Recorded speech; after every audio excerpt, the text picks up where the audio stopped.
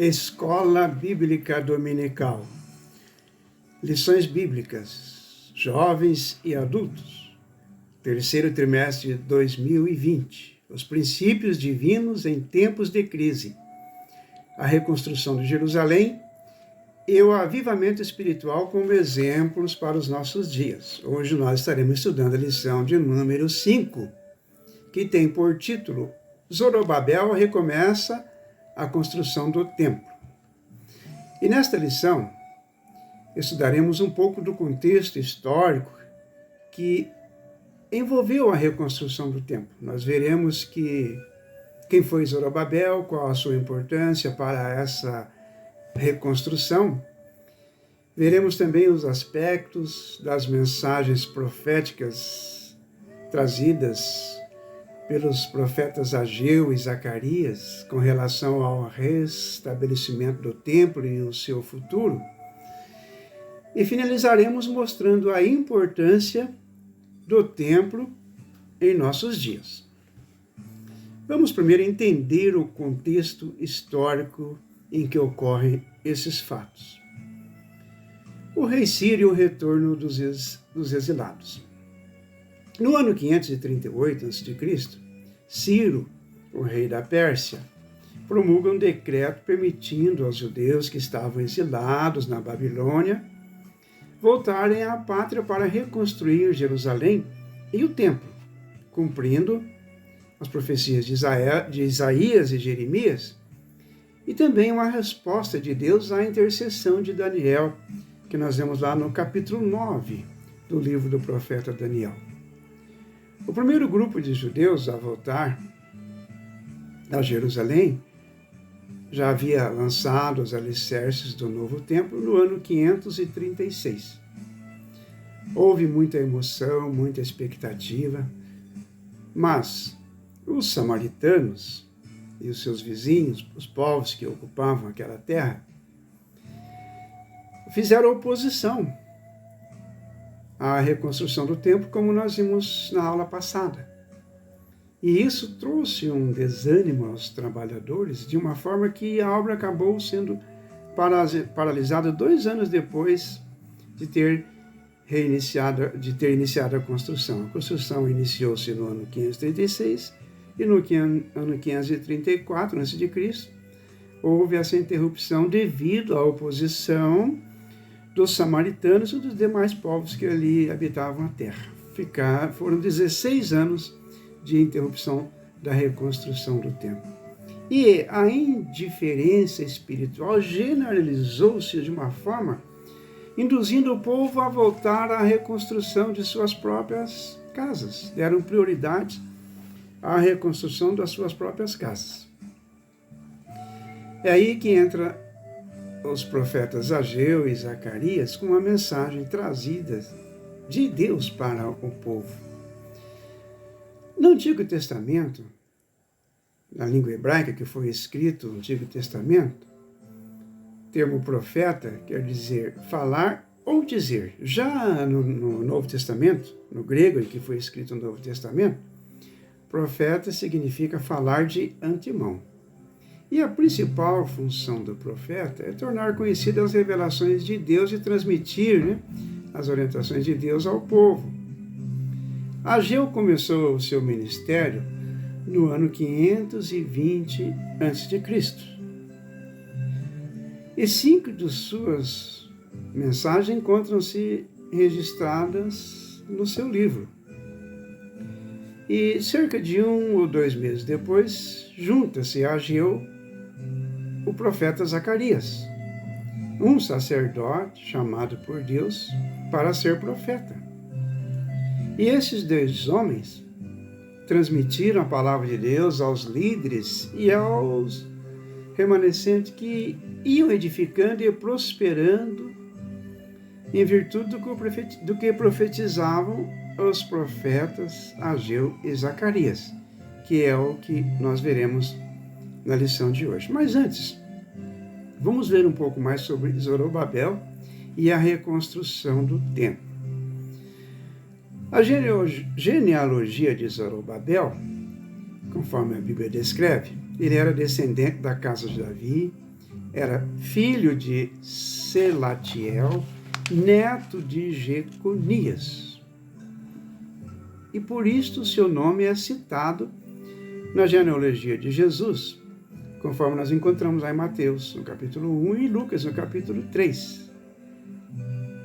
Zorobabel é, portanto, da genealogia de Davi.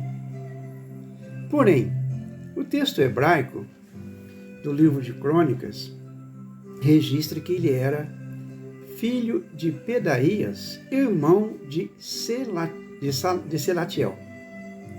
Mas isso há uma explicação. Provavelmente, o Pedaías faleceu. E, de acordo com a lei do levirato, né, que é a obrigação de casar com a viúva do irmão, então Zorobabel casa com a viúva de Selatiel. Então, na Bíblia nós não encontramos isto. Mas o mais provável para essa explicação, porque que Crônicas diz que Zorobabel é filho de Pedaías e não de Selatiel, é por causa desse costume que havia naquela época, a lei do levirato. O irmão tinha que casar com a viúva para dar sequência à herança, à continuidade da família. A história de Zorobabel é contada principalmente nos livros de Esdras e Neemias. E é também mencionado na genealogia de Judá no livro de 1 Crônicas, conforme nós vemos lá, onde ele é citado como filho de Pedaías e não de Selatiel. A liderança de Zorobabel, ele foi um líder israelita que liderou o retorno do primeiro grupo de judeus exilados que se encontravam no cativeiro babilônico. Quando o rei Ciro da Pérsia conquista a Babilônia e permissão de Deus, direção de Deus, plano de Deus, permite que o povo judeu volte para a reconstrução de Jerusalém e o templo. No livro de Ageu, Zorobabel é chamado de governador de Judá. Ao estabelecer-se na terra prometida, Zorobabel trabalhou pela reconstrução do templo de Jerusalém, completando a obra com muita persistência, tendo enfrentado uma interrupção das atividades de reconstrução do templo durante um período de 16 anos. Esse período vai de 536 a 520 a.C., aproximadamente. Zorobabel é a reconstrução do templo. Então, no ano 536, Ciro apodera-se da Babilônia, conforme já dissemos, e ordena o repatriamento dos judeus mantidos em cativeiro e a reconstrução do seu templo. Isso, evidentemente, tudo plano de Deus. Então, a obra, porém, foi interrompida durante o reinado de Ciro e só foi retomada no reinado de Dario. Em 520 a.C., o profeta Ageu, acompanhado pelo profeta Zacarias, conclama Zorobabel e o povo a retornar à construção da casa de Deus. E 4 anos mais tarde, ou 4 anos depois disso, o templo foi finalmente concluído e dedicado ao Senhor. A Bíblia nos informa que Deus usou o rei Dario para confirmar a ordem de reconstrução do templo. Os secretários do rei Dario procuraram nos arquivos e encontraram o rolo no qual Ciro havia registrado o decreto, que permitia ou ordenava a volta do povo de Judá para sua terra. O profeta Ageu e a reconstrução do templo. Ageu significa festivo, na língua hebraica. Provavelmente ele tenha recebido esse nome porque o seu nascimento coincidiu com uma das festas judaicas, segundo a tradição judaica. E o seu nome está ligado ao maior objetivo de sua profecia, que era completar o templo para reiniciar as festividades religiosas. Por isso, Ageu, que significa festivo. A tradição judaica sustenta que ele nasceu na Babilônia e estudou sob a orientação do profeta Ezequiel. Veja bem que não é a Bíblia que diz isso, mas é a tradição judaica. Ele veio para Jerusalém após o retorno do primeiro grupo de exilados em 537, pois o seu nome não consta na primeira lista dos que retornaram do cativeiro. Provavelmente ele tenha vindo já na segunda leva de repatriados. A mensagem de repreensão de Ageu. Vejamos então as mensagens do profeta Ageu. Primeiro, a mensagem de repreensão, depois a mensagem de ânimo e a mensagem de esperança. A mensagem de repreensão. Então, por causa do descaso do povo judeu para com a reconstrução do templo, Deus castigou o seu povo e veio sobre eles colheitas escassas, secas, miséria, né? Eles trabalhavam intensamente, mas não sentiam a real alegria e motivação. E mais do que qualquer outra pessoa, Ageu foi o responsável por conseguir que a reconstrução recomeçasse e fosse concluída.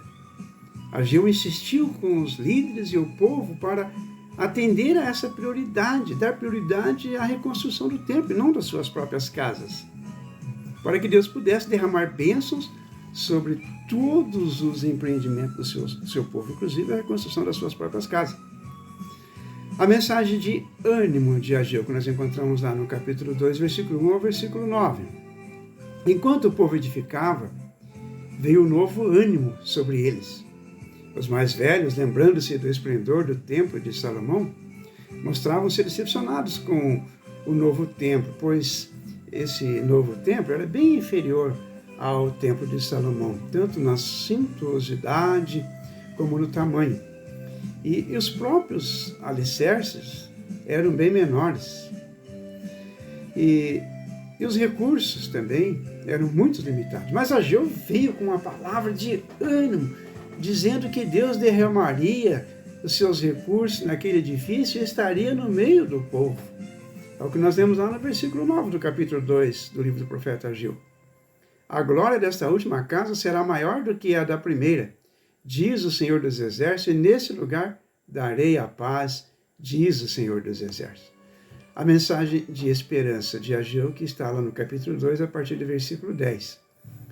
Essa mensagem de purificação e bênção foi proclamada 3 meses depois que a reconstrução do templo foi reiniciada. Ageu mostra ao povo a sua impureza e a sua pecaminosidade. Mostra-lhes que as suas orações não eram respondidas porque eles tinham protelado a construção do templo. E por sua culpa, haviam arruinado tudo quanto tinham feito. Mas se o povo renovasse o seu zelo, eles descobririam que Deus os abençoaria. É o que nós vemos lá no capítulo 2, versículo 19 do livro do profeta Ageu. Há muita semente no celeiro? Pergunta Ageu. Nem a videira, nem a figueira, nem a romeira, nem a oliveira têm dado seus frutos. Mas desde este dia eu vos abençoarei.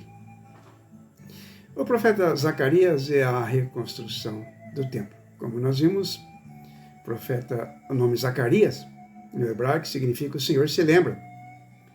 E os nomes de seu pai e de seu avô têm significados interessantes. O seu pai, que se chamava Ido, significa tempo designado. E o seu avô, cujo nome era Berequias, no hebraico significa o Senhor abençoa. Então tem um significado muito interessante. Zacarias, o Senhor se lembra. Ido, o nome do seu pai, tempo designado. E Berequias, o nome do seu avô, o Senhor abençoa. Segundo um famoso escritor chamado Elisei, ele diz assim: até os nomes sugerem a mensagem do livro. O Senhor não esquecerá suas promessas da aliança para abençoar Israel no tempo designado. A mensagem de mudança. Zacarias trouxe também, da mesma forma de Ageu, 3 mensagens. Primeiro, a mensagem de mudança. Segundo, a mensagem de estímulo. E, por último, a mensagem escatológica. A mensagem de mudança de Zacarias. Ele apresentava a condição atual do povo, lá em Jerusalém, apresentavam um quadro triste, desanimados, né? O templo estava parado para a reconstrução já por 16 anos. Mas Zacarias transformou essa situação calamitosa em uma cena gloriosa.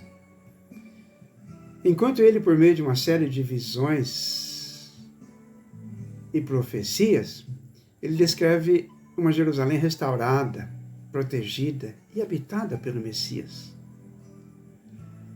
sendo Jerusalém a capital de uma nação elevada acima de todas as demais nações. A mensagem de estímulos de Zacarias. Além da promessa de glória futura, Zacarias fez promessas de êxito e o empreendimento que culminou estimulando o povo, porque assegurava ao remanescente que o seu templo seria reconstruído apesar da oposição. Zacarias trouxe um estímulo à nação para servir fielmente a Deus, mesmo por meio da aflição que eles estavam passando, e com a visão das glórias futuras para o tempo do Messias e as batalhas que antecederão esse tempo. A mensagem escatológica de Zacarias. Zacarias concluiu a sua profecia com uma descrição da culminante batalha terrena, quando o próprio Senhor se envolverá na peleja. E esse homem de guerra, característica do Senhor Jesus, foi aludido em Êxodo, no capítulo 15, versículo 3, e dramatizado em Abacuque, no capítulo 2, versículo 8 ao 15, também em Sofonias, capítulo 3, versículo 8. Quando o Senhor sair para a peleja, se confrontará com todas as nações reunidas para Jerusalém. Diz Zacarias, no capítulo 14, versículo 2. E Apocalipse 19 e 9. Suas armas não são reveladas, mas com certeza a batalha será ganha, como diz Zacarias no capítulo 14, versículo 12. Para finalizar a lição de hoje, nós veremos a importância do templo em nossos dias. Embora compreendamos que somos templos de Deus, que também somos o sacrifício, conforme relata Paulo escrevendo aos Romanos no capítulo 12, e que Deus está à procura de adoradores que adorem em espírito e em verdade, João relata isso em capítulo 4, versículo 24.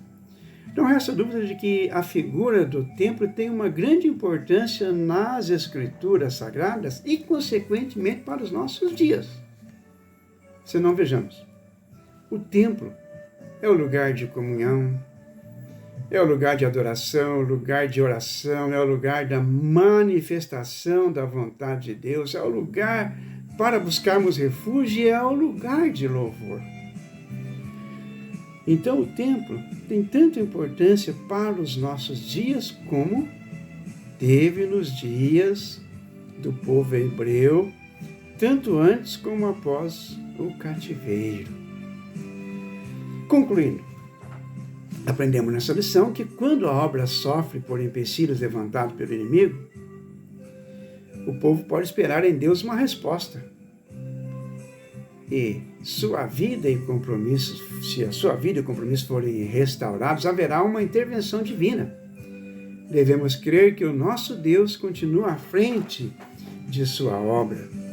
Ele usará homens e mulheres que se dispõem a fazer a sua vontade e a obra seguirá avante. A igreja do Senhor tem essa promessa. E como diz o hino, ela segue caminhando.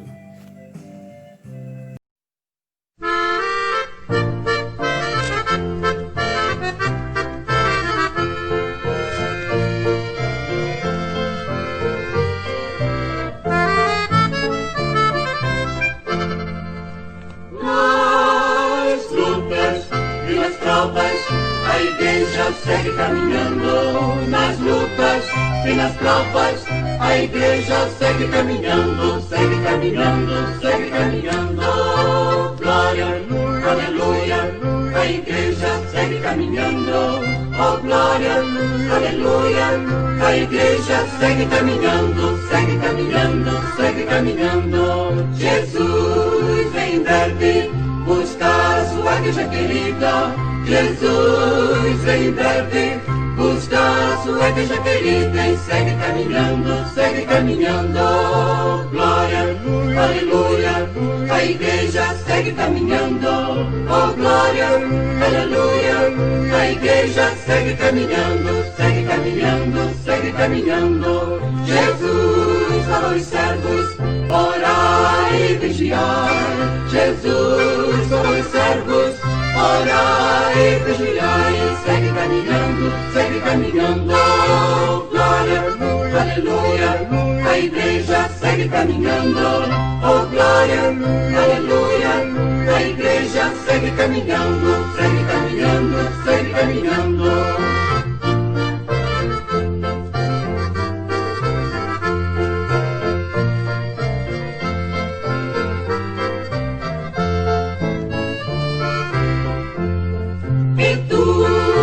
Amigo, vem aqui e aceita Cristo.